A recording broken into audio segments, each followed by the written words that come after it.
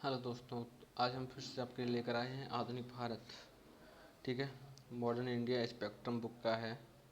ठीक है। अब जो हम चलेंगे वो एक दो दिन के लिए नहीं चलेंगे, लॉन्ग टाइम पीरियड होगा। ठीक है। एक बुक है जो कोई एक दिन में ख़त्म होने वाली नहीं है। इस बुक के बारे में हम जानेंगे, अच्छे से गहन से चर्चा करेंगे, डिस्कशन करेंगे, समझेंगे इसको कि इसमें क्या है क्या नहीं है। ठीक है। ये डेली बेसिस पर होगी, प्रत्येक एक घंटे के लिए। ठीक है। तो हम अपना टाइम वेस्ट ना करते हुए सीधे आते हैं। ये बुक सभी एग्ज़ाम्स के लिए बेस्ट है। शायद ही कोई ऐसी बुक होगी, मतलब कुछ ऐसा फैक्ट रहेगा जो इससे छूटेगा। बाकी ये बुक हिस्ट्री के लिए बेस्ट है। ठीक है। जैसे कि आप देख रहे हैं यहाँ पे महात्मा गांधी हैं और जवाहर नेहरू हैं। ठीक है। आप पीछे देख रहे हैं कि यहाँ पर महिलाएं भी हैं, तो इसका मतलब ये हुआ कि महिलाओं का भी बहुत ज़्यादा योगदान रहा है। उसके बाद झांसी की रानी आप देखते हैं। ठीक है। संसद भवन देखते हैं, उस पर झंडा लगा हुआ देखते हैं। तो शुरू करते हैं। ब्रिटिश शासन के विरुद्ध प्रारंभिक विद्रोह। ठीक है। चेंज करते हैं इसका कलर थोड़ा, ब्लू ही रखते हैं। ठीक है।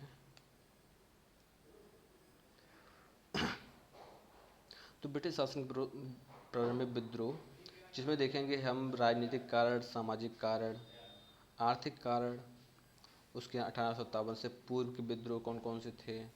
ठीक है।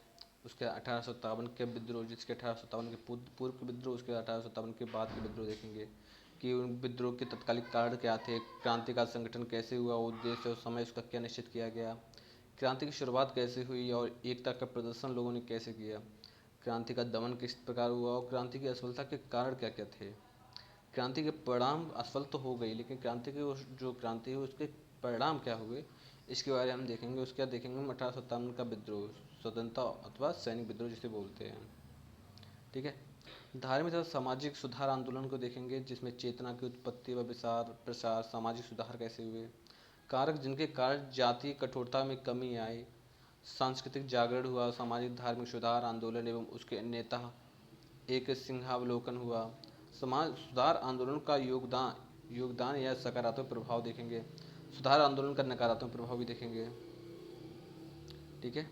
उसके बाद स्वतंत्रता संघर्ष की शुरुआत देखेंगे, जिसमें से उदारवादी चरण हैं, ये सब देखेंगे। उसके बाद देखेंगे हम प्रारंभिक राष्ट्रीय कांग्रेस, जो 1885 में ह्यूम के द्वारा इस्टेब्लिश की गई थी और 1905 तक बंगाल। ठीक है। उसके बारे में देखेंगे। ठीक है। उसके बाद राष्ट्रीय आंदोलन के बारे में देखेंगे, जो 1905 से लेकर 1919 तक चला है। 1905 में बंगाल, ठीक है, बंगाल का बंटवारा, और 1919 में मार्टिन चैम्सफोर्ड सुधार आया है, इसको देखेंगे आगे। उसका देखेंगे वो राष्ट्रीय आंदोलन 1919 से लेकर 1939 तक। ठीक है। उसके बाद देखेंगे हम राष्ट्रीय आंदोलन स्वतंत्रता एवं विभाजन की ओर 1939 से लेकर 1947 तक, मतलब जो राष्ट्रीय आंदोलन जो स्वतंत्रता एवं विभाजन कैसे हुआ। ठीक है। उसका देखेंगे 1857 के पश्चात प्रशासनिक परिवर्तन देखेंगे हम। ब्रिटिश शासन का भारतीय अर्थव्यवस्था पर प्रभाव क्या पड़ा है, जो ब्रिटिश शासन का भारतीय अर्थव्यवस्था पर प्रभाव देखेंगे। भारत में प्रेस का विकास देखेंगे, क्योंकि प्रेस चौथा स्तंभ होता है हमारे लोकतंत्र का, उसके बारे में देखेंगे उसका विकास कैसे हुआ। ठीक है। उसके बाद हम देखेंगे देसी भाषा एवं समाचार पत्र देखेंगे। प्रथम विश्व युद्ध के दौरान, उसके पश्चात देखेंगे द्वितीय विश्व युद्ध के दौरान देखेंगे, स्वतंत्रता के पश्चात देखेंगे ये स्वतंत्रता प्रेस की। उसके बाद देखेंगे भारत एवं बाद में शिक्षा के विकास, जैसे कि भारत में शिक्षा के विकास हुआ, जैसे कि चार्ल्स वुड डिस्पैच। ठीक है। चार्ल्स वुड डिस्पैच और आंग्ल प्रचार विवाद। ठीक है। उसके बाद देखेंगे इनमें से हार्टन समिति, शिक्षा की सार्जेंट योजना देखेंगे, कोठारी शिक्षा आयोग देखेंगे। ये जो हैं वो मैन हैं, बाकी और भी इम्पोर्टेंट है ऐसा नहीं है, लेकिन इन सब को हम देखते चलेंगे बहुत गहराई से। उसके देखेंगे ब्रिटिश शासन के कुछ पहलुओं पर संक्षिप्त टिप्पणी देखेंगे, उनकी विचारधाराएं, नए विचारों की विशेषता, सिविल सेवाएं कैसे कब से प्रारंभ हुई। वैसे तो सिविल सेवाएं 1926 से प्रारंभ हुई है, तब इसका नाम यूपीएससी नहीं था। ठीक है। तब इसका नाम यूपीएससी नहीं था, सीएससी, सीपीएससी या सीएससी ऐसा था। ठीक है, उसके बाद भारतीय सिविल सेवा अधिनियम 1861 को देखेंगे, भारत सरकार अधिनियम 1935 को देखेंगे। उसका ये जो चार्टर्ड एक्ट हैं 1773 के रेगुलेटिंग एक्ट, ठीक है, पिट्स इंडिया एक्ट 1784 में सुप्रीम कोर्ट बना था। उसके बाद 1786 का अधिनियम देखेंगे, 1793 का देखेंगे, 1813 का, 1833 का भी देखेंगे, 1853 का देखेंगे, 1858 का देखेंगे। ये सारे एक्ट देखते हुए चलेंगे। उसके बाद भारतीय रियासतें देखेंगे, ईस्ट इंडिया कंपनी का भारतीय रियासतों से समानता प्राप्त करने के लिए संघर्ष, मध्य राज्य अथवा घेरे की नीति, इन सबको देखेंगे। भारत में अंग्रेजों की भू राजस्व नीतियाँ क्या थी, जिसकी इजारेदारी प्रथा, स्थायी बंदोबस्त काफ़ी ज़्यादा इम्पोर्टेंट है, काफ़ी ज़्यादा आता है, और रैयतवाड़ी और महलवाड़ी ये भी इम्पोर्टेंट है। बाकी को भी हम देखते हुए चलेंगे। ठीक है, उसके बाद हम देखेंगे कृषक आंदोलन, क्योंकि भारत में कृषक आंदोलन ने अपनी महत्वपूर्ण भूमिका निभाई है। ठीक है, जिसमें हम 1857 से पहले के देखेंगे, 1857 के बाद के देखेंगे। भारत में ट्रेड यूनियन आंदोलन देखेंगे कि भारत में ट्रेड यूनियन जो भी होते हैं, व्यापारिक संघ, ठीक है, जो श्रमिकों के लिए बने होते हैं, श्रमिकों की देखभाल के लिए, श्रमिकों के हकों की रक्षा के लिए, ठीक है, ट्रेड यूनियन बनाए जाते हैं, उनका आंदोलन देखेंगे। ठीक है, उसके बाद देखेंगे हम राष्ट्रवादी विदेशी नीति का विकास, राष्ट्रवादी विदेशी नीति का विकास देखेंगे, जैसे कि फांसीवाद हो गया। ठीक है, फांसीवाद हो गया। समाजवादी के कार्य देखते हैं, साम्राज्यवादी विरोधी एवं एशिया समर्थक भावनाएं देखेंगे। उसका देखेंगे हम भारत की स्वतंत्रता से 1964 ईस्वी तक जवाहर नेहरू की प्रमुख विचारधाराएं क्या थी, योजना व्यवस्था क्या थी, राज्य नियंत्रित औद्योगिकीकरण देखेंगे, कृषि सुधार देखेंगे, प्रथम चरण, द्वितीय चरण, इन सबको देखेंगे। उसके बाद एक नज़र देखेंगे महत्वपूर्ण, जो भी इम्पोर्टेंट है, जिसे कि विशिष्ट आंदोलन के से संबद्ध व्यक्तित्व, भारत के पूर्व गवर्नर जनरल एवं वायसराय, उत्तर पूर्व के सीमांत जनजातीय आंदोलन, वर्ष, क्षेत्र इत्यादि को देखते हुए चलेंगे। ठीक है, जैसे कृषक आंदोलन, जातीय आंदोलन, उर्धार, ये सभी बहुत ज़्यादा इम्पोर्टेंट हो जाएगा हम सबके लिए। तो कुछ चीज़ों पर तो हमने पहले से ही टिक करके रखा है। तो चैप्टर नंबर 1, ब्रिटिश शासन के विरुद्ध प्रारंभिक विद्रोह। ठीक है, 1757 के पश्चात 100 वर्षों से विदेशी राज्य तथा उसमें संलग्न कठिनाइयों के विरुद्ध अनेक आंदोलन, विद्रोह और सैनिक विप्लव हुए हैं। अपनी स्वतंत्रता के खो जाने पर स्वशासन में विदेशी हस्तक्षेप, प्रशासनिक परिवर्तनों का आना, अत्यधिक करों की मांग, अर्थव्यवस्था की भंग होना, इन सबसे भारत के भिन्न भिन्न भागों में भिन्न भिन्न समय पर प्रतिक्रिया हुई है, उससे बहुत सी अव्यवस्था फैली है। तो शुरुआत कब से हुई है? 1757 से। ठीक, कहते हैं कि 1757 का जो प्लासी का युद्ध था, जो, ठीक है, इस प्लासी के युद्ध में ही जो ब्रिटिश है उसकी सत्ता भारत पर आई। ठीक है, वहाँ से तय हो गया था कि हाँ, अब आने वाले टाइम ब्रिटिश का है। तो प्रारंभिक विद्रोह के सामान्य कार्य देखेंगे, राजनीतिक कार्य। इस विद्रोह के लिए अनेक प्रकार के राजनीतिक कार्य जिम्मेदार थे, जैसे कि सहायक संधि प्रणाली। बेलजली भारतीय राज्यों को अंग्रेज राज्य की परिधि में लाने के लिए सहायक संधि प्रणाली का प्रयोग किया। इस प्रणाली ने भारत में अंग्रेजी साम्राज्य के प्रसार में विशेष भूमिका निभाई और उन्हें भारत का एक विस्तृत क्षेत्र हाथ लगा। इस कारण भारतीय राज्य अपनी सत्ता खो बैठे। ठीक है, तो क्वेश्चन ये आ जा सकता है कि जो सहायक संधि है वो किसकी देन है? तो सहायक संधि बेलजली की देन है। ठीक है, वो सहायक संधि के जरिए उन्होंने भारतीय राज्यों को अपने आधिपत्य में लिया। उन्होंने कहा है कि सहायक संधि कीजिए और हम आपका ध्यान रखेंगे, आप हमारा ध्यान रखना। जिससे क्या हुआ कि पेंशन के बल पर सहायक संधि हुई, उन्होंने पेंशन खाई राज्यों ने और अपने राज्य को दे दिया। गोद प्रथा की समाप्ति देखेंगे, जैसे कि लॉर्ड डलहौजी ने गोद प्रथा की समाप्ति के इसके जरिए झांसी की रानी विशिष्ट उदाहरण है। झांसी रानी ने अपना एक दत्तक पुत्र गोद लिया था, जो बाद में राजा बनाना चाहते थे, लेकिन ऐसा हुआ कि जो लॉर्ड डलहौजी थे उन्होंने कहा है कि दत्तक प्रथा बंद की जाएगी, यानी कि जो भी गोद लिया बेटा है वो राजा नहीं बनेगा, ऐसे राज्य को अंग्रेजी राज्य में मिला लिया जाएगा, जिसके तहत झांसी हुआ, उदयपुर हुआ, संबलपुर, नागपुर आदि के राजाओं के कोई पुत्र नहीं थे। ठीक है, इनके राज्य को अंग्रेजी राज्य में मिलाने की बात चली, ठीक है, जिससे असंतोष फैला। तो प्राचीन भारतीय राज्य व्यवस्था के प्रावधान के तहत योग्य उत्तराधिकारी के चयन के लिए राजा अपने मनोनुकूल किसी बच्चे को गोद ले सकते थे, परंतु डलहौजी ने गोद लेने की इस प्रथा को अमान्य घोषित कर इन राज्यों यानी कि रियासतों को कंपनी के शासनाधिकार में ले लिया।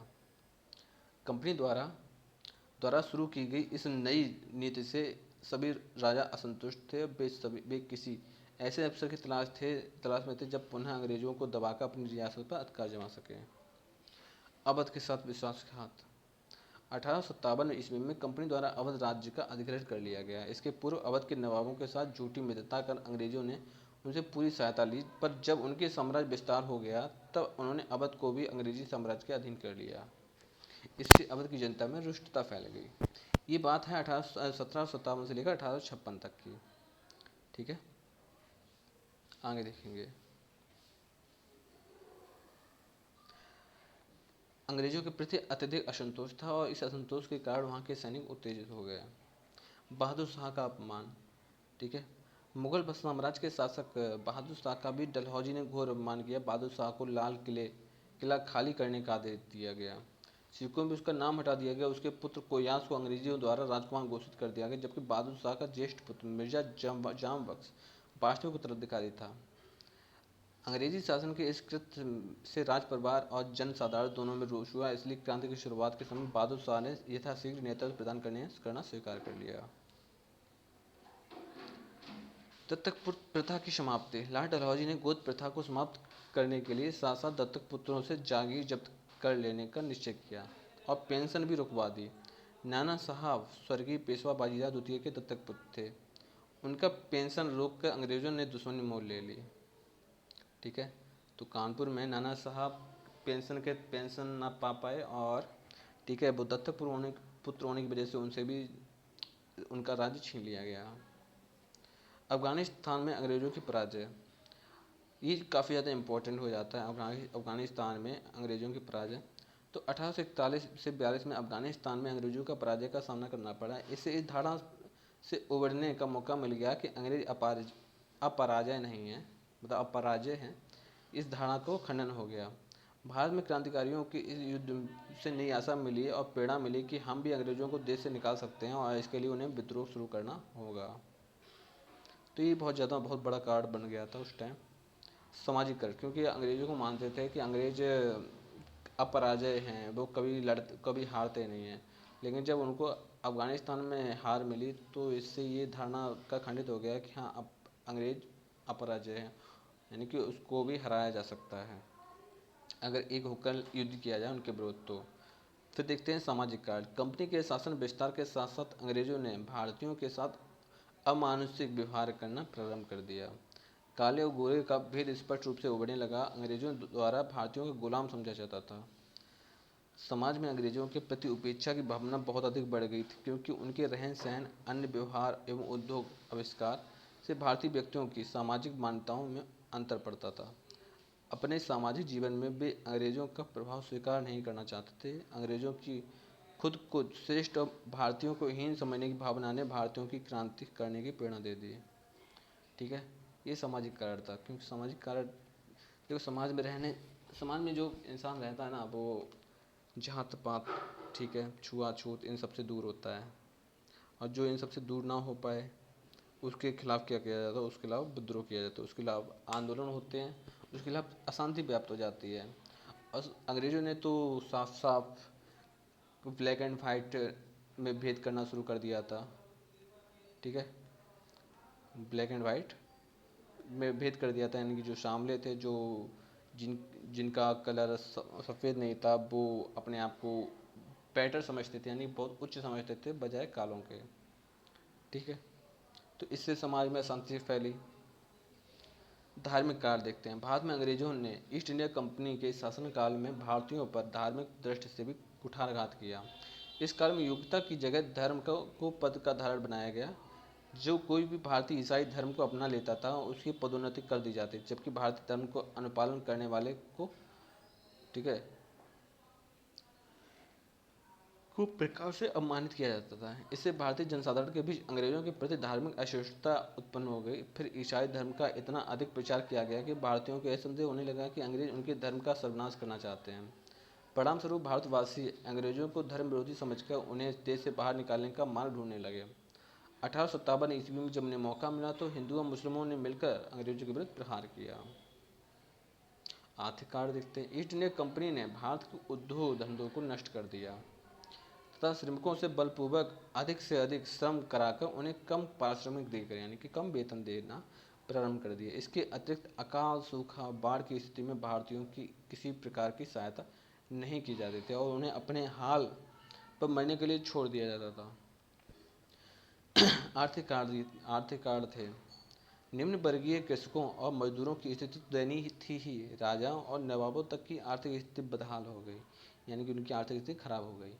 भारत से प्राप्त खनिज संसाधनों और सस्ते श्रम के बल पर अंग्रेजों ने अपने उद्योग धंधों का विकास के चरम पर पहुंचा दिया, जबकि दूसरी ओर भारत के किसी नए उद्योग की स्थापना की बात तो दूर, छोटे छोटे कुटीर उद्योगों को भी समाप्त कर दिया गया। इससे भारत के प्रत्येक वर्ग में अंग्रेजों के प्रति अविश्वास की भावना उत्पन्न हुई और वे व्यापक विद्रोह के सूत्रधार बन गए। देखो, आर्थिक कारण क्या है कि भारत में ऐसा होता था कि भारत में अंग्रेज अपना काम निकालते थे, दूसरे से काम का कोई मतलब नहीं।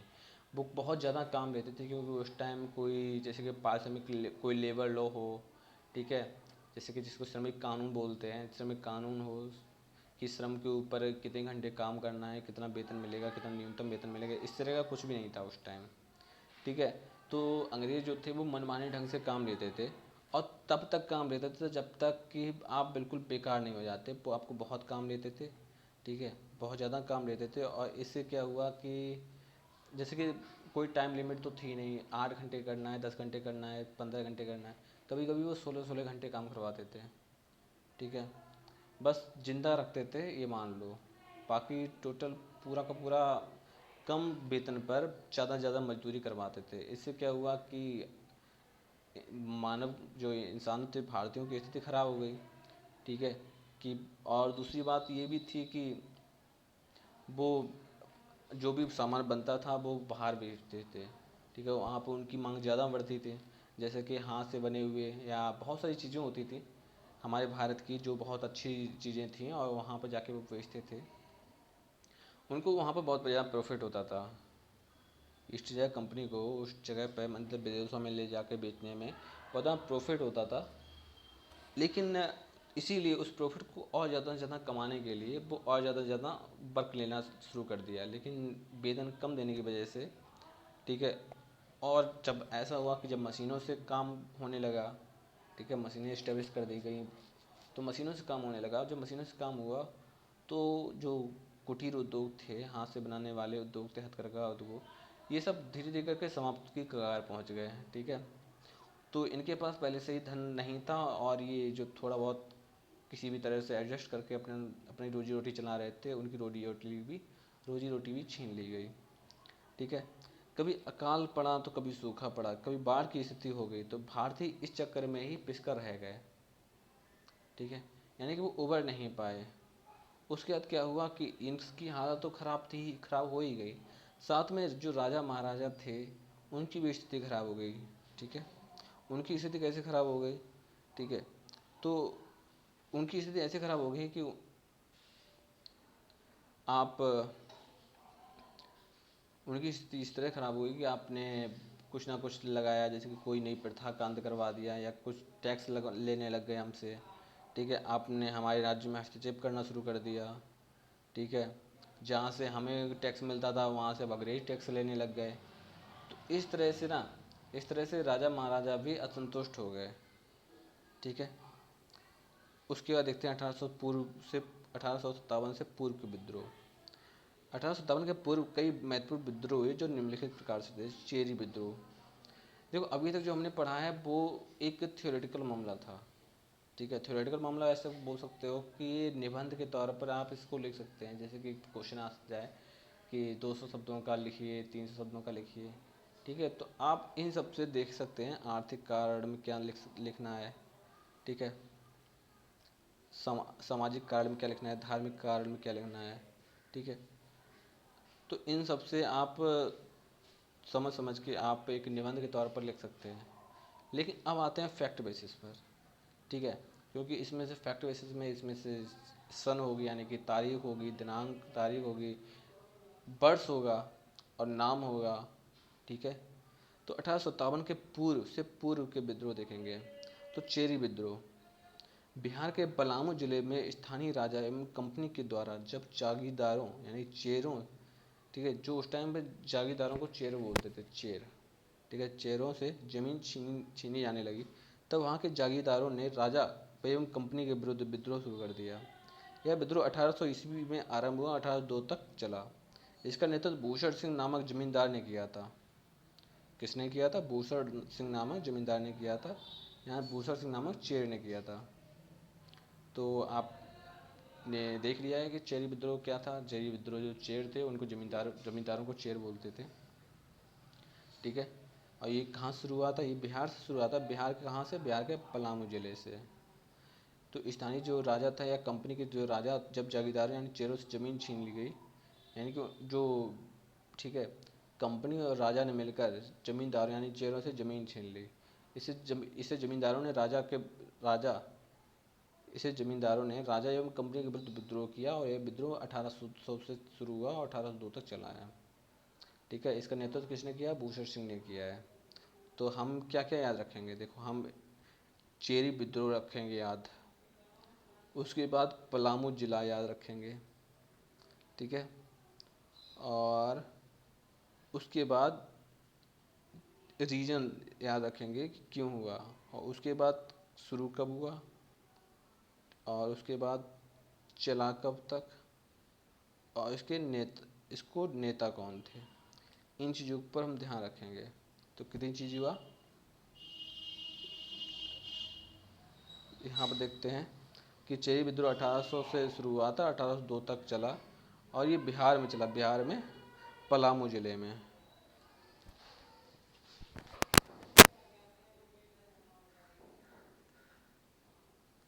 ठीक है, पलामू जिले में चला था। और इसके नेता कौन थे? इसके नेता भी देख लेते हैं। लीडर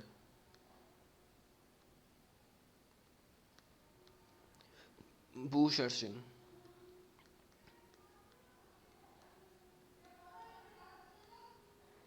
ठीक है, इसके नेता थे भूषण सिंह। तो हमने इतना जान लिया है। अब आगे बढ़ते हैं फकीर विद्रोह पर।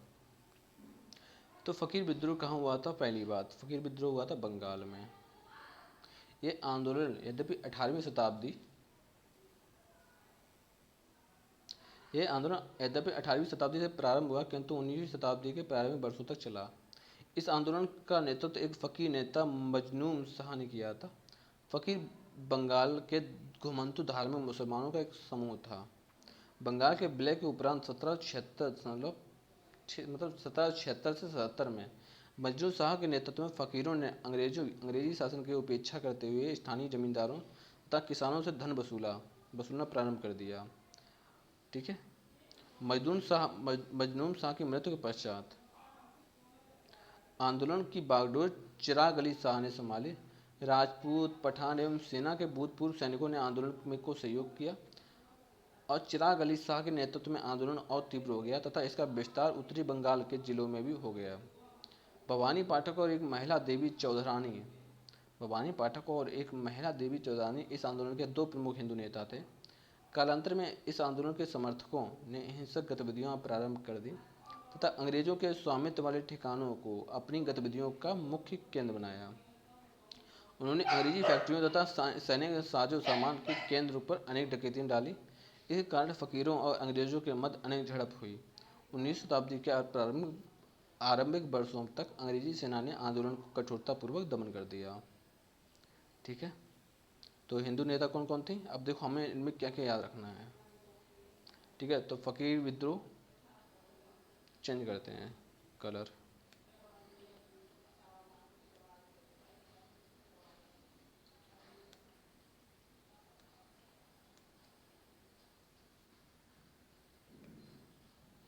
सही है। तो फ़कीर विद्रोह बंगाल बंगाल से शुरू हुआ था और ये 1818 से लेकर मतलब 1800 से लेकर 1900 तक चला था। इसके नेता कौन थे? तो इसके नेता थे मजनूम शाह। ठीक है। उसके बाद जो फ़कीर लोग थे कौन? तो वो घुमंतू मुस्लिम थे। ठीक है। बंगाल के विलय के उपरांत 1776 में मजनूम शाह के नेतृत्व में फ़कीरों ने अंग्रेजों के विरुद्ध शासन की उपेक्षा करते हुए स्थानीय जमींदारों तथा किसानों से धन वसूला और मजनूम शाह की मृत्यु के बाद। ठीक है। अगर देखो और हाँ चलो इतना और देख लेते हैं। ये जो भी इम्पोर्टेंट है हम उस पर ही देखेंगे। ठीक है। थे धार्मिक मुस्लिम थे। ठीक है। उसके बाद देखेंगे। उसके बाद कौन आया? चिराग अली शाह। और चिराग अली शाह के नेतृत्व में आंदोलन में तीव्र गति पकड़ी और इसमें बंगाल के जिलों में भी होने लगा। उसके बाद चिराग अली के बाद मतलब चिराग अली ने संभाली और चिराग अली का सहयोग दिया दो हिंदू नेता। ठीक है। दो हिंदू नेता कौन थे? भवानी पाठक और महिला चौधरी देवी चौधरानी। ठीक है। और कालांतर में समर्थकों ने हिंसक गतिविधियां प्रारंभ कर दी। अंग्रेजों के स्वामित्व वाले ठिकानों पर अपनी गतिविधियों का मुख्य केंद्र बनाया। उन्होंने अंग्रेजी फैक्ट्रियों तथा सैनिक साजो सामान के केंद्रों पर अनेक डकैतियां डाली। इस कारण फकीरों और अंग्रेजों के मध्य अनेक झड़प हुई और 19वीं शताब्दी के प्रारंभिक वर्षों तक अंग्रेजों ने इस आंदोलन को कठोरतापूर्वक दमन कर दिया। ठीक है। अब देखते हैं क्या क्या हम नोट कर सकते हैं। ठीक है। तो फ़कीर विद्रोह 18वीं से 19वीं शताब्दी में हुआ था। कहाँ हुआ था? बंगाल में। ठीक है। बंगाल में किसने किया था? बंगाल में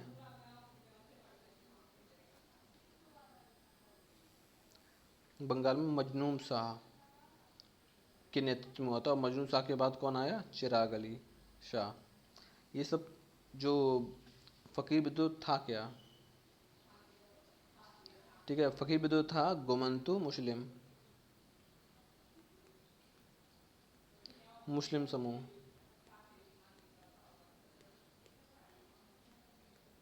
गोमंतु मुस्लिम समूह।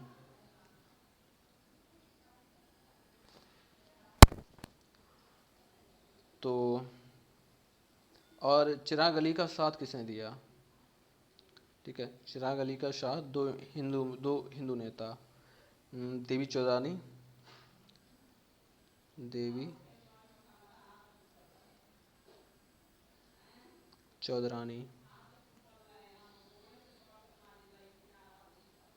और देवी चौधरानी थी और भवानी पाठक।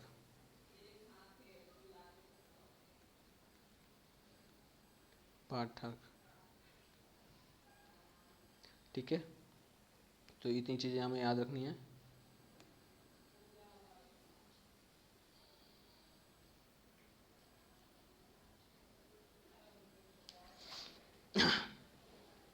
चलो शुरू करते हैं। अब आगे आते हैं। देखो जो भी हम एक्स्ट्रा लिखें वो आप नोट कर लेना क्योंकि इससे आपको ये हो जाएगा, इससे आपका एक शॉर्ट नोट्स बन जाएगा।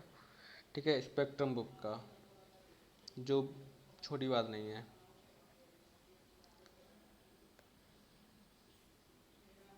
अब आगे बढ़ते हैं। सैनिक विद्रोह, सन्यासी विद्रोह, सैनिक नहीं सन्यासी विद्रोह। तो सन्यासी विद्रोह कहाँ से हुआ? बंगाल में हुआ है और यह आंदोलन 1770 में प्रारंभ हुआ था किंतु 19वीं शताब्दी के दूसरे दशक में 1820 तक चला था। ठीक है। इस विद्रोह का प्रमुख कारण तीर्थयात्रियों द्वारा तीर्थ स्थानों पर यात्रा करने पर प्रतिबंध लगाया जाना था। सन्यासी मुख्यतः हिंदू, नागा और गिरी के सशस्त्र सन्यासी थे जो कभी मराठों और राजपूतों तथा बंगाल के अवध के नवाबों की सेनाओं में सैनिक थे। 1700 में बंगाल के भयानक दुर्भिक्ष ने यहाँ के निवासियों को त्रस्त कर दिया था। उसके पश्चात सन्यासियों ने अंग्रेजों के विरुद्ध सशस्त्र विद्रोह प्रारंभ कर दिया। उन्होंने बलपूर्वक धन वसूला और अंग्रेजी फैक्ट्रियों पर लूटपाट किया। अंग्रेजों ने आंदोलनकारियों से निपटने के लिए दमन का सहारा लिया तथा 1820 तक आंदोलन को कुचल दिया। इस सन्यासी विद्रोह का उल्लेख वंदे मातरम के रचयिता बंकिम चंद्र चट्टोपाध्याय ने अपनी पुस्तक आनंद मठ में किया है। सन्यासी विद्रोह। तो देखो सन्यासी विद्रोह में क्या क्या इंपॉर्टेंट है कि सन्यासी विद्रोह कहाँ हुआ? बंगाल में। कब हुआ? 1770 से। कब तक चला? 1820 तक। इस विद्रोह के प्रमुख कारण क्या थे? तीर्थयात्रियों द्वारा तीर्थ स्थलों पर यात्रा करने पर प्रतिबंध लगाया जाना। सन्यासी विद्रोह हिंदू, नागा और गिरी के सशस्त्र सन्यासी थे जो कभी मराठा तथा राजपूतों तथा बंगाल के अवध के नवाबों की सेनाओं में सैनिक थे। ठीक है। 1770 में बंगाल के भयानक दुर्भिक्ष ने यहाँ के निवासियों को त्रस्त कर दिया, जिसके फलस्वरूप यानी जिसके पश्चात सन्यासियों ने अंग्रेजों के विरुद्ध सशस्त्र विद्रोह किया। उन्होंने बलपूर्वक धन वसूला और अंग्रेजी फैक्ट्रियों को लूटपाट किया। अंग्रेजों के ने आंदोलनकारियों से मिलने के लिए दमन का सहारा लिया और 1820 तक आंदोलन को कुचल दिया। इस विद्रोह का उल्लेख वंदे मातरम के बंकिम चंद्र चट्टोपाध्याय ने अपने अमरनीय उपन्यास आनंद मठ में किया है। क्वेश्चन ये आ सकता है कि बंकिम चंद्र चट्टोपाध्याय की पुस्तक आनंद मठ में वंदे मातरम में किस विद्रोह का जिक्र हुआ है? तो सन्यासी विद्रोह का जिक्र हुआ है वंदे मातरम, ठीक है, उल्लेख में, वंदे मातरम के उल्लेख में सन्यासी विद्रोह का हुआ है। और ये पुस्तक लिखी थी बंकिम चंद्र चट्टोपाध्याय ने अपनी पुस्तक, अपने उपन्यास आनंद मठ में। ठीक है। ये विद्रोह चला था 1770 से लेकर 1820 तक। ठीक है। और ये जो सैनिक थे, ये जो सन्यासी थे, ये पहले जो मराठा और राजपूतों की सेनाओं में सैनिक हुआ करते थे और बाद में सन्यासी बन गए। लेकिन जब बंगाल में दुर्भिक्ष हुआ तो फिर जो सन्यासियों ने शस्त्र धारण कर लिए और अंग्रेज़ों से की फैक्ट्रियाँ लूटी और उनको जिसका दमन करने के लिए अंग्रेज़ों ने भी कठोरतापूर्वक दमनकारी नीति अपनाई और 1820 में इस आंदोलन को कुचल रख दिया। आते हैं कूका विद्रोह। तो कूका विद्रोह पंजाब में हुआ था। इस आंदोलन की शुरुआत जवाहर मल भगत सिंह यानी सियान साहब उनके शिष्य बालक सिंह ने पश्चिमी पंजाब में की थी। उन्होंने हजारों नामक स्थान पर अपना मुख्यालय बनाया और इस आंदोलन का उद्देश्य सिख धर्म में प्रचलित बुराइयों और अंधविश्वासों को दूर करके धर्म को शुद्ध बनाना था। इसके अन्य सिद्धांतों में जाति भेदभाव का उन्मूलन, सिखों को समानता तथा अधिक अधिकार, मांस, मंदिरा एवं अन्य नशीली वस्तुओं के सेवन से परहेज, अंतर्जातीय विवाह को प्रोत्साहन तथा महिलाओं में पर्दा प्रथा को दूर करना इत्यादि प्रमुख थे। प्रारंभ में कूका आंदोलन एक धार्मिक सुधार आंदोलन था, किंतु अंग्रेजों द्वारा पंजाब का हस्तगत कर लेने के बाद पश्चात यह राजनीतिक आंदोलन में परिवर्तित हो गया। कूका आंदोलन की राजनीति शुरू अख्तियार करने पर अंग्रेज चिंतित हो गए तथा इसके दमन के प्रयास करने लगे। अंग्रेजों में टकराव हुआ। अंग्रेजों ने आंदोलन को कुचलने के जोरदार उपाय किए। 1872 में आंदोलन का एक प्रमुख नेता राम सिंह को रंगून निर्वासित कर दिया। 1885 में उसकी मृत्यु हो गई। ठीक है। 1885 में उसकी मृत्यु हो गई। तो यहाँ पर हम क्या क्या नोट कर सकते हैं कूका विद्रोह में? तो देखिए, कूका विद्रोह, ठीक है, कूका विद्रोह, ठीक है, किसके शुरुआत किसने की थी? अब जवाहर मल भगत या जवाहर मल भगत या सियान साहेब कह सकते हो, सियान साहेब।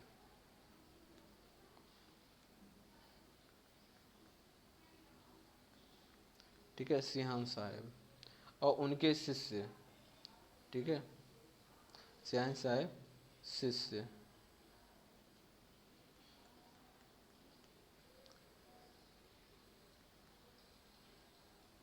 सियान साहब का शिष्य कौन था? बालक सिंह। बालक सिंह।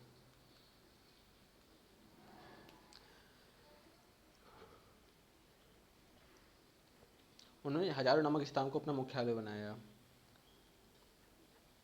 ठीक है, यानी कूका विद्रोह का मुख्यालय कहाँ था? हजारों नामक, हजारों नामक, इसको ही आप इतना ही ध्यान रखो, हजारो नामक स्थान को मुख्यालय बनाया।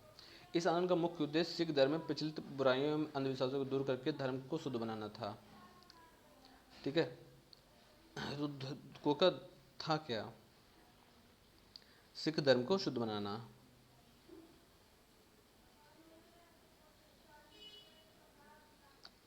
सिख धर्म को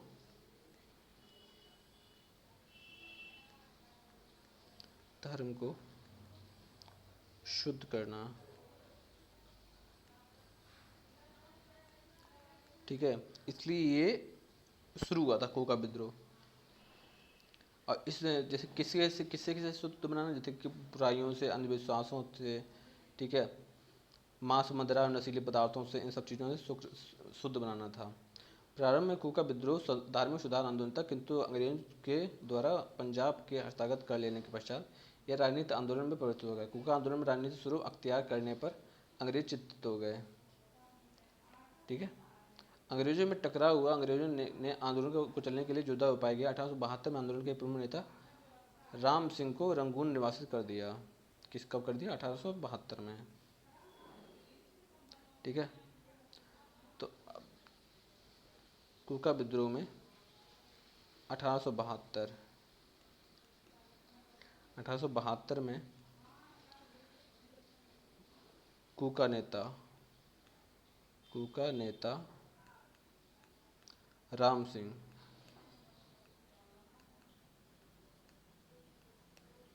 कहाँ भेज दिया? रंगून, और जहाँ पर उनकी मृत्यु हो गई 1885 में।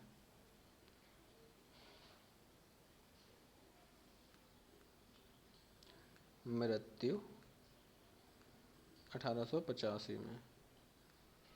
ठीक है, तो जहाँ पर राम सिंह की मृत्यु हो गई थी 1885 में, और कोका आंदोलन समाप्त हो गया।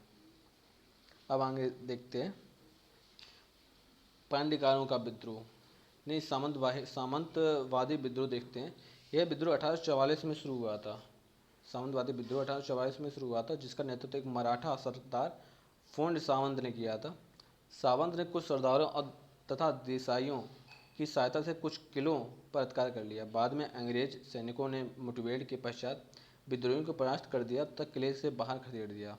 कई विद्रोह गोवा भाग गए तथा बचे हुए विद्रोहों को पकड़कर उन पर राजद्रोह का मुकदमा चलाया गया और उन्हें कड़ी सजा मिली। ठीक है, तो सामंतवादी विद्रोह में अब क्या रखो कि सामंतवादी विद्रोह कब हुआ था? 1844 में हुआ था, जिसका नेतृत्व किसने किया था? एक मराठा सरदार फोंड सामंत ने किया था। ठीक है, सामंत ने कुछ सरदारों तथा देसाइयों की सहायता से कुछ किलों पर अधिकार कर लिया और बाद में अंग्रेजी सेनाओं ने मुठभेड़ करके विद्रोहियों को परास्त कर किले से बाहर खदेड़ दिया। तो हम इसमें सिर्फ कुछ चीज़ें याद रखेंगे। पहले तो सामंतवादी विद्रोह लिख लेते हैं नोट करने के लिए। सामंतवादी विद्रोह,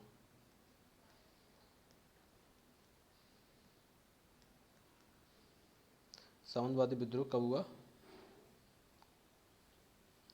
1844 में, नेता सरदार फोंड सावंत। 1844, नेता फोंड सावंत।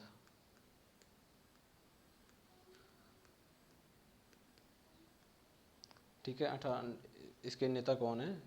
नेता फोंड सावंत हैं। ये इतना ही इम्पोर्टेंट है। ये कहाँ हुआ इसकी जानकारी नहीं मिलती है इसमें। आगे बढ़ते हैं, लेकिन ये देख लेते हैं ये फोंड सावंत थे कौन? मराठा थे। ठीक है, तो अब आते हैं पांड्यगारों का विद्रोह। दक्षिण भारत में अंग्रेजों के विरुद्ध हुए विद्रोह में यह विद्रोह सबसे बड़ा था।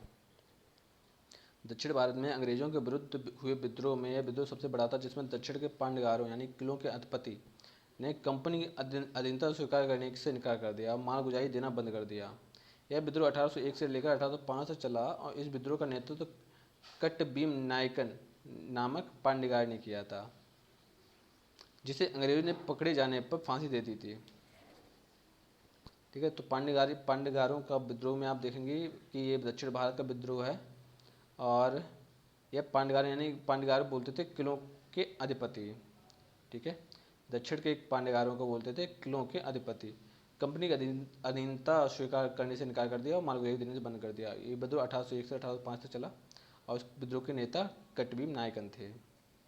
तो इसमें याद रखने वाली चीज़ें हैं, पांडगार, पांडगार, पांडगार को बोलते हैं किलों का अधिपति, किलों का अधिपति।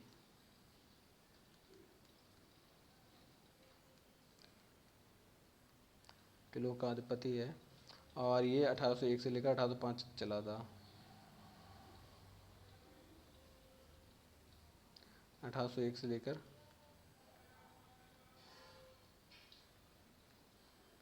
1805, 1801 से लेकर 1805 तक चला है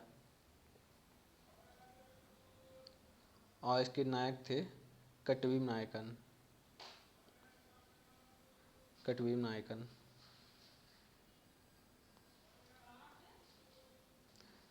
नेता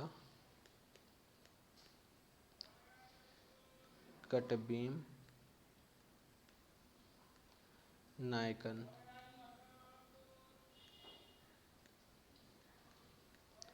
जिसको बाद में दे दी गई थी फांसी।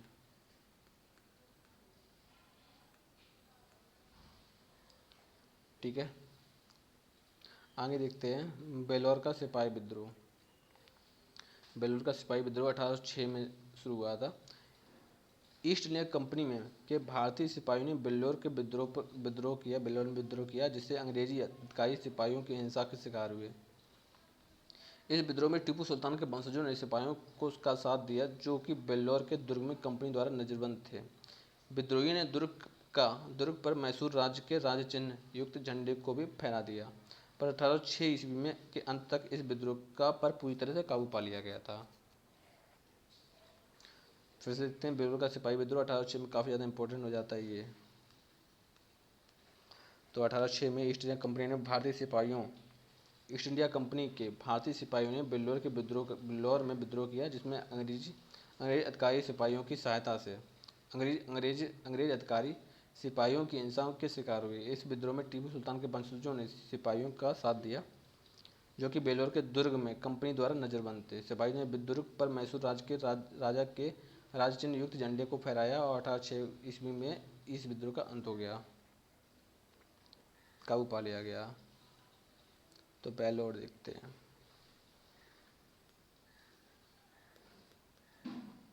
बेल्लोर विद्रोह, विद्रोह में इम्पोर्टेंट क्या क्या है। तो बेल्लोर विद्रोह कब हुआ? 1806 में। ठीक है, और किसने किया? भारतीय सिपाहियों ने। ठीक है, भारतीय सिपाहियों ने किया और साथ दिया टीपू सुल्तान के वंशजों ने। और समाप्त कब हुआ? 1806 में। तो बेल्लोर विद्रोह 1806, भारतीय सिपाही,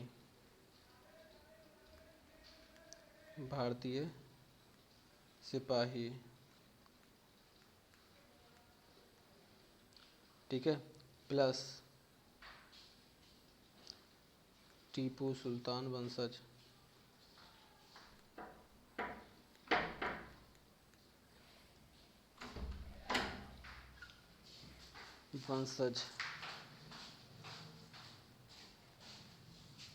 टीपू सुल्तान वंशज। और 1806 में भारतीय सिपाही और टीपू सुल्तान वंशज थे। और इसके बाद क्या हुआ? 1806 में समाप्त भी हो गया था बेल्लोर विद्रोह। उसके बाद देखते हैं नायक विद्रोह। बंगाल में मेदिनीपुर जिले में हुआ यह विद्रोह उन रैयतों यानी नायकों ने किया था, जिन पर कंपनी बढ़ी हुई दर से लगान चुकाने के लिए दबाव डाल रही थी। 1806 ईस्वी में कंपनी ने इन नायकों की जमीन भी जब्त कर ली थी। नायकों ने इसके विरोध में कंपनी के खिलाफ छापामार युद्ध शुरू किया। जो 1816 ईस्वी तक चला है। इस विद्रोह का नेतृत्व अचल सिंह नामक व्यक्ति ने किया था, जिसने नायकों को सैनिक प्रशिक्षण देकर एक कुशल पलटन तैयार की थी। नायक विद्रोह ये भी इम्पोर्टेंट हो जाता है, क्योंकि यहाँ पर ठीक है, यहाँ पर प्रशिक्षण दिया गया था। तो ये कहाँ, देखो नायक विद्रोह कहाँ शुरू हुआ, बंगाल के मेदिनीपुर जिले में, ठीक है।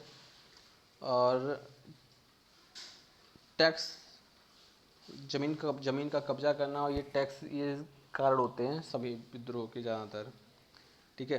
1806 में कंपनी ने नायकों के ज़मीन पर कब्जा कर लिया था और यहीं से, ठीक है, इसको देखते हैं 1806 में, ठीक है, छापामार युद्ध शुरू किया गया और 1816 तक ये युद्ध चला और इसके नेता थे अचल सिंह।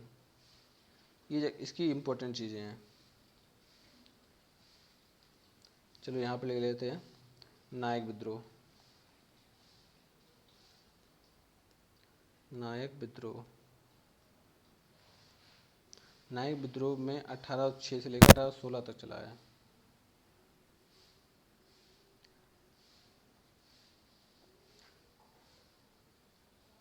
अठारह सौ छः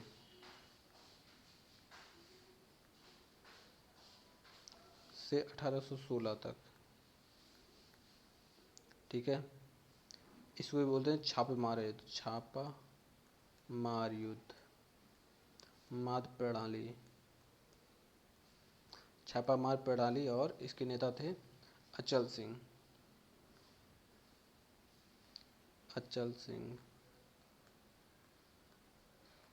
तो इसमें हमें इतनी चीज़ याद रखनी है, छापामार प्रणाली यहीं से विकसित हुई है और अचल सिंह इसके नेता थे और ये चलाया 1806 से लेकर 1816 तक, ठीक है। नायक विद्रोह कहाँ शुरू हुआ था, ये बंगाल के मेदिनीपुर जिले में, ठीक है। ये चीज़ याद रखना, बंगाल मेदिनीपुर।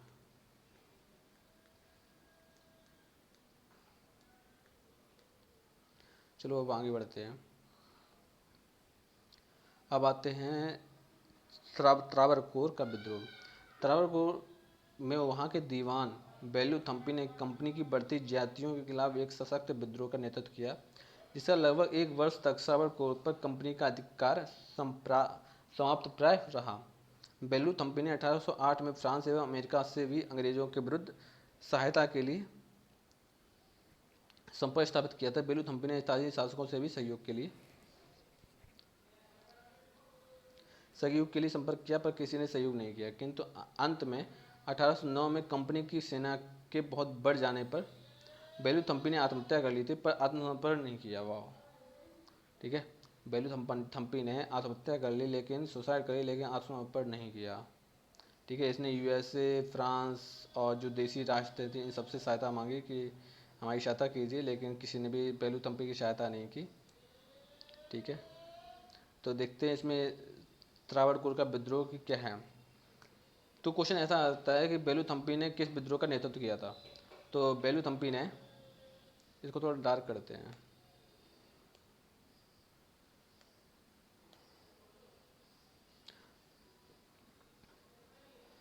तो बेलूथम्पी, ठीक है, थम्पी ने त्रावणकोर में का नेतृत्व किया, त्रावणकोर विद्रोह का नेतृत्व किया और सशक्त विद्रोह का नेतृत्व किया, ठीक है। इसमें लगभग एक वर्ष तक त्रावणकोर पर कंपनी का अधिकार समाप्त रहा, ठीक है। त्रावणकोर का परिणाम क्या था, एक वर्ष तक अधिकार समाप्त रहा। बेलूथम्पी ने 1808 में फ्रांस और अमेरिका के साथ अंग्रेजों के विरुद्ध सहायता के लिए संपर्क स्थापित किया था। बेलूथम्पी ने स्थानीय शासकों से भी संपर्क स्थापित किया था, लेकिन किसी ने इसका सहयोग नहीं दिया। और 1809 में कंपनी की सेना बढ़ जाने के बाद बेलूथम्पी ने आत्महत्या कर ली, लेकिन आत्मसमर्पण नहीं किया। तो ये चीज़ें इम्पोर्टेंट हो जाती हैं हमारे लिए। अब हमें क्या क्या नोट करना है ये भी देख लो। तो त्रावणकोर का विद्रोह, त्रावणकोर विद्रोह,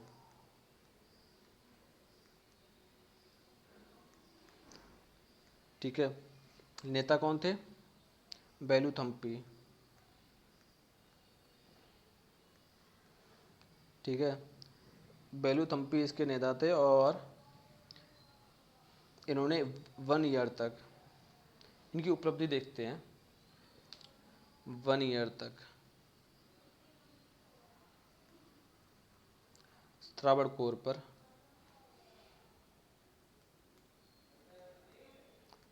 पर ईस्ट इंडिया कंपनी सफाया रही, यानी ईस्ट इंडिया कंपनी EIC का शासन फेल देखते हैं, का शासन फेल। ठीक है, बाद में क्या हुआ, और ठीक है उसके बाद समाप्त रहा। और थम्पी ने 1808 में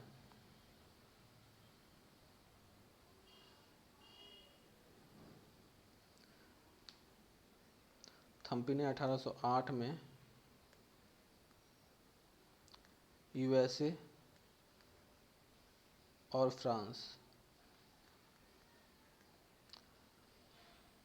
से हेल्प मांगी एंड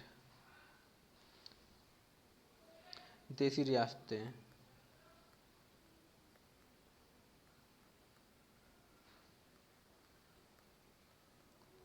हेल्प मांगी बट नहीं मिली।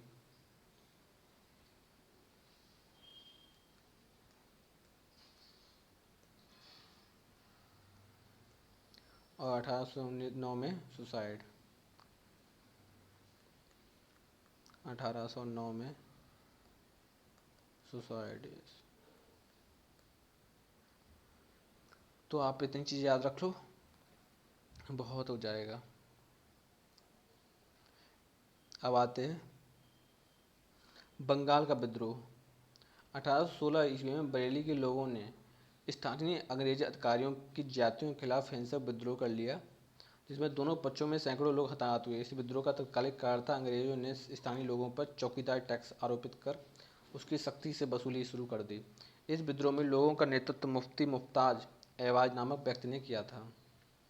बरेली विद्रोह, तो इसमें से हम याद क्या रखेंगे, तो विद्रोह का नेतृत्व किसने किया, मुमताज एवाज नामक व्यक्ति ने। और क्यों किया था, चौकीदारी टैक्स आरोपित कर दिया था। ठीक है, और ये विद्रोह था क्या, कब, बरेली विद्रोह था। तो इसमें ज़्यादा चीज़ें नोट करने लायक नहीं है, जितनी है उतनी हम नोट करवा देते हैं। बरेली विद्रोह 1816, चौकीदारी टैक्स और नेता मुफ्ती एवाज। यहाँ लिख लो, छोड़ो यहीं पे लिख लेते हैं, बरेली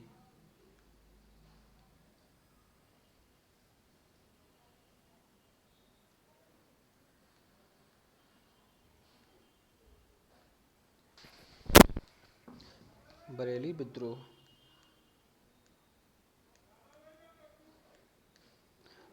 कब हुआ था, 1816।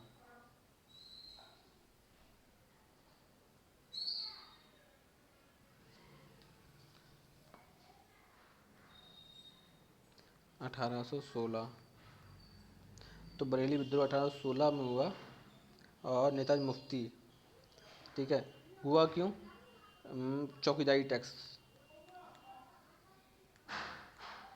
चौकीदारी टैक्स और नेताजी मुफ्ती,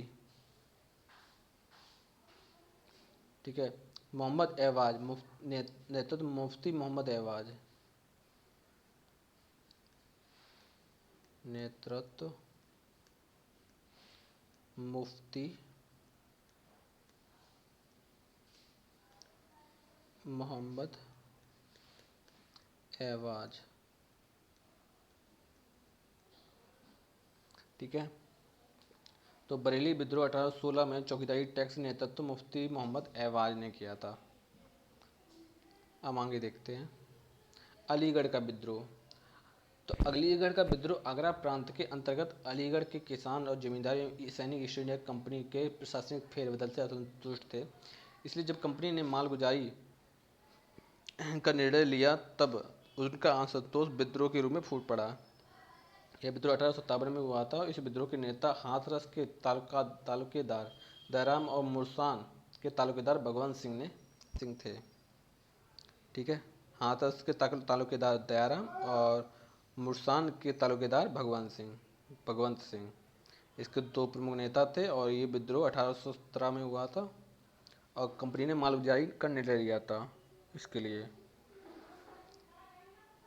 तो अलीगढ़ का विद्रोह में हम क्या लिखेंगे? अलीगढ़ का विद्रोह, मालगुजारी 1817 और जो नेता दयाराम और भगवंत सिंह। तो अलीगढ़ विद्रोह देखते हैं। अलीगढ़ विद्रोह कब हुआ? 1817 में। ठीक है, क्यों हुआ? मालगुजारी टैक्स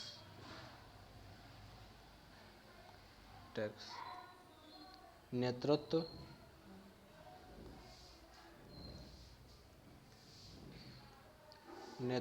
किसने किया है? नेतृत्व किया है दयाराम और भगवंत सिंह।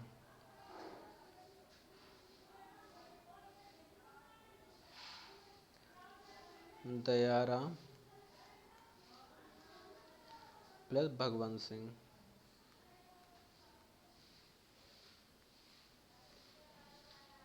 ठीक है, तो इसमें ये जो इम्पोर्टेंट चीज़ें हैं वो नोट करवा दी हैं कि अलीगढ़ विद्रोह 1817 में मालगुजारी टैक्स के लिए हुआ था और इसके जो नेता थे प्रमुख वो दयाराम और भगवंत सिंह थे।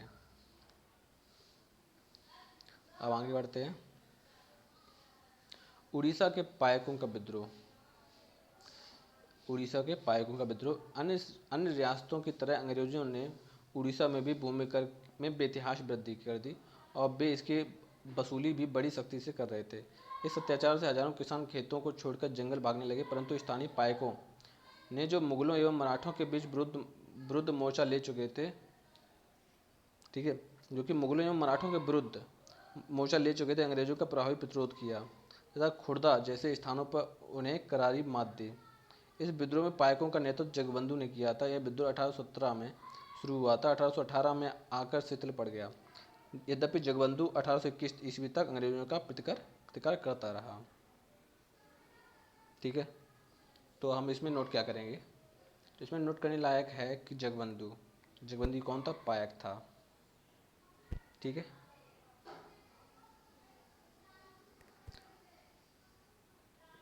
तो ये जो पायक विद्रोह हुआ क्यों था?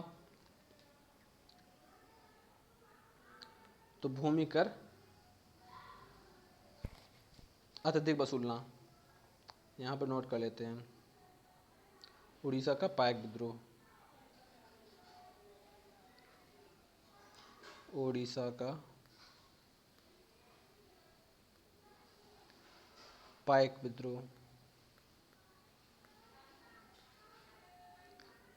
विद्रोह, ठीक है, उड़ीसा का पायक विद्रोह है और ये, ठीक है, ये हुआ क्यों था? भूमि कर, ठीक है, ठीक है, तो भूमि कर बढ़ा दिया गया जिससे लोग जंगलों में भागने पर मजबूर हो गए। ठीक है, तो जब जंगलों पे भागने में मजबूर हो गए तो कुछ पायक थे जो मुगलों और मराठों के विरुद्ध मोर्चा ले चुके थे, अंग्रेजों का प्रभावी प्रतिरोध किया। ठीक है, खुर्दा जैसे स्थानों पर उन्हें करारी मात दी। इस विद्रोह में पायकों का नेतृत्व जगबंधु ने किया था। 1817 में शुरू हुआ था, 18 आकर यानी कि 1921 तक लगभग चला था। ठीक है, भूमिकर तो विद्रोह शुरू किया, नेतृत्व जगबंधु।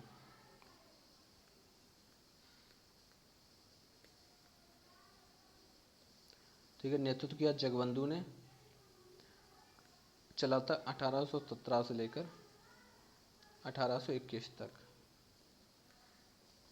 ठीक है, जगबंधु ने 1817 से लेकर 1821 तक नेतृत्व किया था और ये भूमि टैक्स बढ़ाया था इसलिए, ठीक है, इसलिए ये विद्रोह हुआ था। क्वेश्चन आ सकता है कि जो पायकों ने अंग्रेजों को कब कब मात दी, तो आप बोल सकते हो खुर्दा नामक जगह पर, खुर्दा नामक जगह पर मुठभेड़ हुई और जहाँ पर पायक जीते, नामक पर पायक फर्स्ट टाइम जीते थे।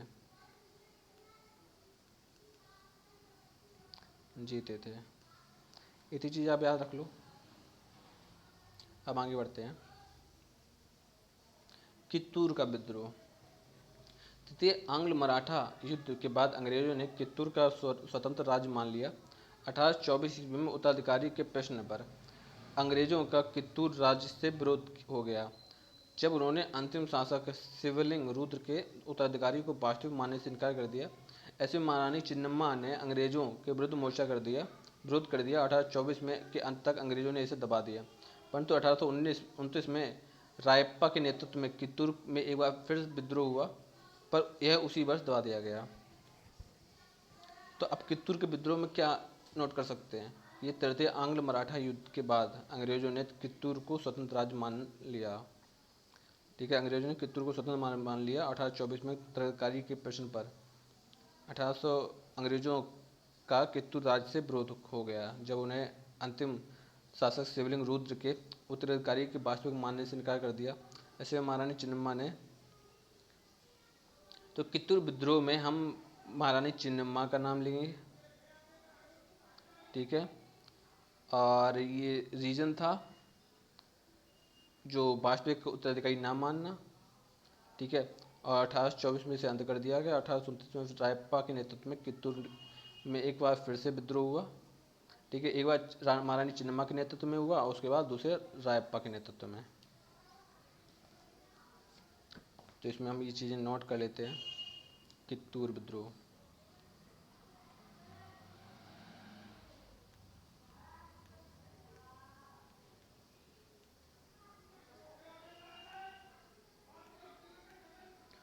तो कित्तूर विद्रोह, रानी चिन्नम्मा, पहले रीजन लिख लेते हैं। कित्तूर विद्रोह हुआ था रुद्र के अंतिम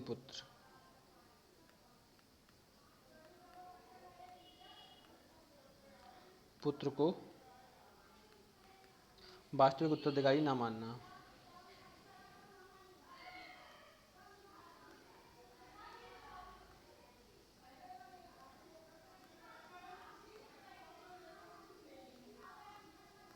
वास्तविक उत्तराधिकारी ना मानना।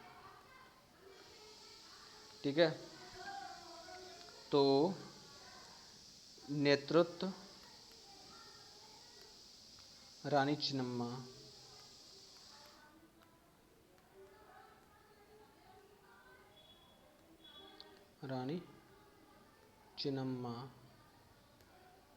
रानी चिन्नम्मा ने नेतृत्व किया। और ठीक है, उसके बाद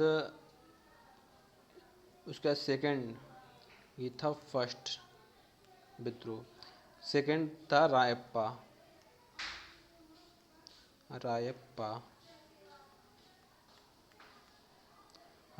थे सेकंड विद्रोही, सेकंड टाइम। रानी चिन्नम्मा ने विद्रोह किया 1824 में। ठीक है, रानी चिन्नम्मा ने 1824 में और रायप्पा ने 1929 में। 1824 और रायप्पा ने किया 1829। ठीक है, अब आगे बढ़ते हैं। रामोसिस विद्रोह। पूना के रामोसिस यानी मराठा युगीन पुलिस अंग्रेजों के शासनकाल में बेकार हो गए थे। ऊपर से उनके पास जो जमीन बची थी उस पर अंग्रेजों ने लगान की दर बहुत बढ़ा दी। ऐसे में रामोसिस ने 1822 में चित्तूर सिंह के नेतृत्व में विद्रोह कर दिया, अंग्रेजों पर हमले शुरू कर दिए। इस विद्रोह को दबा दिया गया। 1826 में फिर से उमाजी के नेतृत्व में रामोसिस ने विद्रोह आरंभ कर दिया। इस बार 1829 में रामोसिस ने अंग्रेजों से मोर्चा लिया। ठीक है, एक बार फिर से देख लेते हैं। तो रामोसिस विद्रोह, पूना के रामोसिस यानी मराठा युगीन पुलिस अंग्रेजों के शासन काल में बेकार हो गई थी। जो मराठा युग की जो पुलिस थी वो अंग्रेजों के टाइम पे बेरोजगार हो गई। ठीक है, ऊपर से उनके पास जो ज़मीन बची थी, यानी जो मराठों ने जो ज़मीन बची थी, मराठों का जो ज़मीन बची थी, उन पर भी अंग्रेजों ने लगान की दर बहुत बढ़ा दी, यानी कि टैक्स बहुत बढ़ा दिया। ऐसे में रामोसिस ने 1822 में चित्तूर सिंह के नेतृत्व में विद्रोह किया, अंग्रेजों पर हमले शुरू कर दिए। इस विद्रोह का दबा दिया गया 1826 में। फिर उमाजी के नेतृत्व में रामोसिस ने विद्रोह आरंभ किया और इसको भी दबा दिया गया। ठीक है, 1829 में रामोसिस ने अंग्रेजों से मोर्चा लिया। देखो, तो चित्तूर का नाम विशेष है। अब रामोसिस देखते हैं, रामोसिस विद्रोह।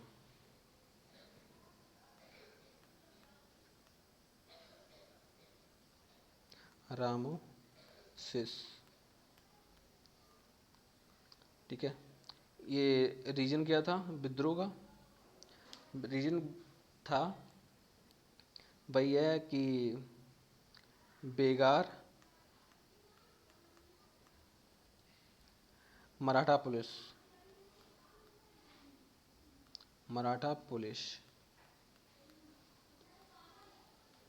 बेकार मराठा पुलिस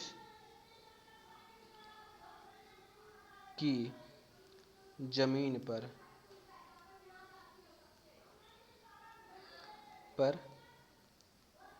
टैक्स बढ़ाना, बेकार मराठा पुलिस पर टैक्स बढ़ाना। ठीक है, उसके बाद 1822 पहला हुआ 1822 में, दूसरा हुआ 1826 में। ठीक है, उसके बाद तीसरा हुआ 1829 में, यानी कि 22, 26 और 29 में। ठीक है, तो कितने विद्रोह हुए? 1822 में, 1826 में, 1829 में। 1822 में चित्तूर सिंह,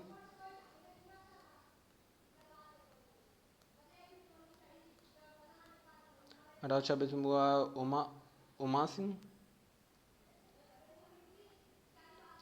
ठीक है,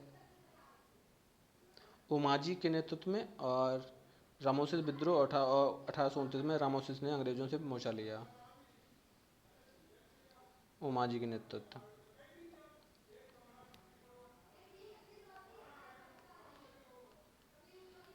उमाजी के नेतृत्व।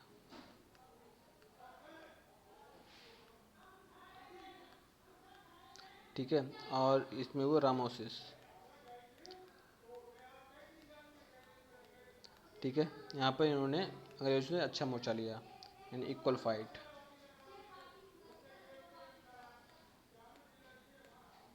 ठीक है, तो हमें ये तीन चीज़ें याद रखनी है कि बेगार मराठा पुलिस की ज़मीन पर टैक्स बढ़ा दिया गया, जिसके विरोध में 1822 में चित्तूर सिंह ने, उसके 1826 में उमाजी के नेतृत्व में और 1829 में रामोसिस ने इक्वल फाइट दी। ठीक है, यही है रामोसिस विद्रोह।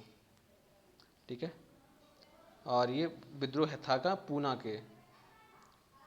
ठीक है, तो ये विद्रोह कहाँ का था? पूना, पूरे बोल सकते हो, पूरे।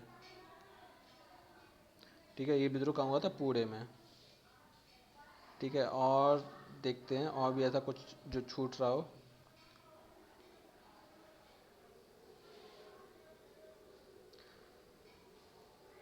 और उड़ीसा का जगबंधु देखते हैं, सही लिखा है।